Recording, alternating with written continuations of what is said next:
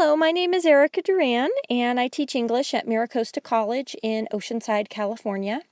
And today I'm going to be talking a little bit about how to use LaunchPad Solo for readers and writers for any of your courses to help your students become better writers, especially in improving their grammar skills.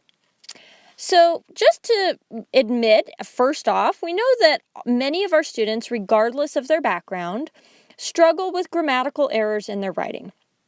But we also know that not all instructors, and I mean even English instructors, feel confident teaching grammar.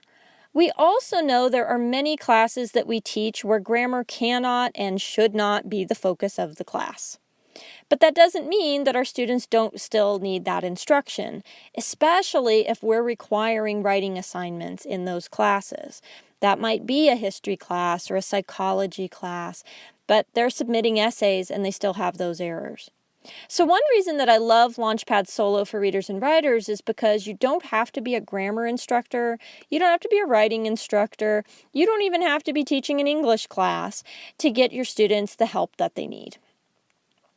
So one way that I have used LaunchPad Solo is that I assign the sentence grammar diagnostic pretest in the first week of the semester. This helps me to better understand what the grammatical challenges are in a particular class.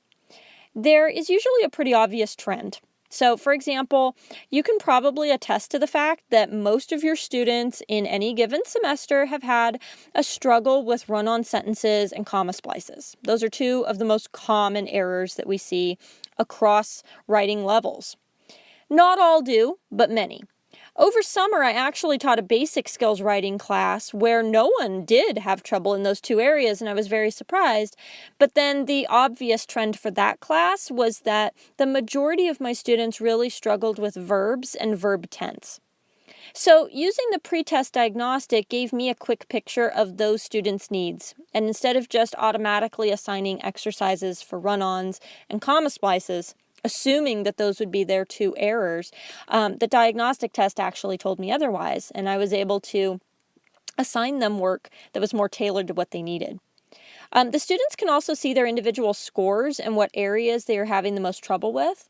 That's really important going forward because this might be the first time ever or in a long time that they've had those grammatical errors actually identified and named for them. And I'll talk a little bit about the value of that in a couple of minutes. So after the diagnostic test, students in my class are required to complete 8 learning curve quizzes over the course of the semester. I assign all of them up front, so all of the learning curve grammar quizzes get assigned, and then I let my students choose the 8 quizzes they want to complete based on their test results. I've had a lot of success with my students choosing the quizzes that they needed rather than the ones they thought would be the easiest to do. I'm not going to say all students will do that, but the majority of them really do. Because they want to learn, they want to do better. In my class, 4 of the quizzes have to be completed by mid-semester and then the other 4 by the penultimate week of the semester, but you could obviously assign these however and whenever you need.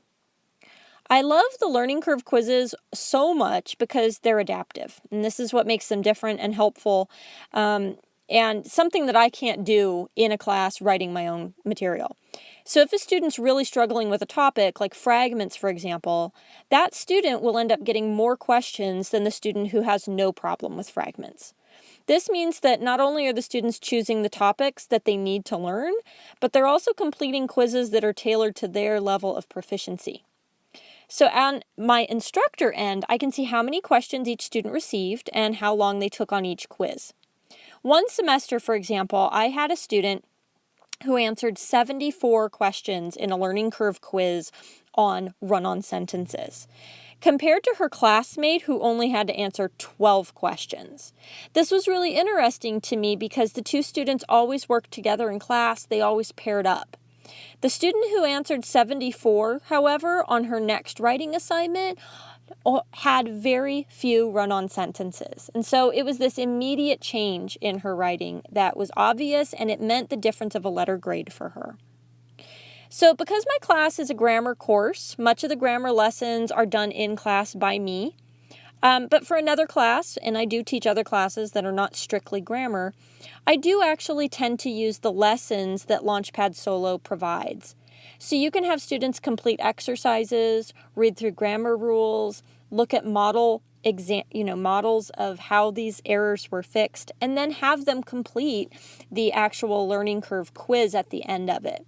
This is really great for instructors who don't feel comfortable teaching grammar, for classes where grammar is not the focus, or for any class where writing is required. All of this can be done outside of class, assigned whatever number of points you want, and used as a supplement to the material they're getting in class. So then finally, when I get to the end of the semester, they complete the sentence grammar diagnostic post-test. This is a graded assignment and it serves two purposes. It not only tells me what they learned in the class, but it shows them what they need to continue to work on in their upcoming classes. And this is really crucial because so many of our students do know that they struggle with grammar issues, but often they don't know the specific names of the errors they commit. So by following this trajectory of pre-test, quizzes, and post-test, students now have the language to move forward and continue to improve their writing even beyond my class, and they often continue to go back to LaunchPad after the class is done. My former students have also told me they become much more likely to ask for targeted feedback from instructors on specific grammar areas. So for example, a couple of years ago, one of my students told me that she now constantly asks her tutors to make sure she has not committed any comma splices. And if she has, she asks them to simply tell her yes or no so she can review her writing and fix the ones she missed. Prior to my class, she didn't know what a comma splice was, and feedback from her tutors often just consisted of, "You have too many commas," which was true, but terribly vague, considering that there can be many reasons for too many commas, and not all of those have to do with being comma splices.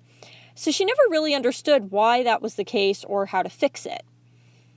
So whether you're an English instructor or not, I hope I gave you some good tips today on how you can incorporate LaunchPad Solo for readers and writers into your class to help your students learn basic and advanced grammar skills to help improve their writing. Happy teaching!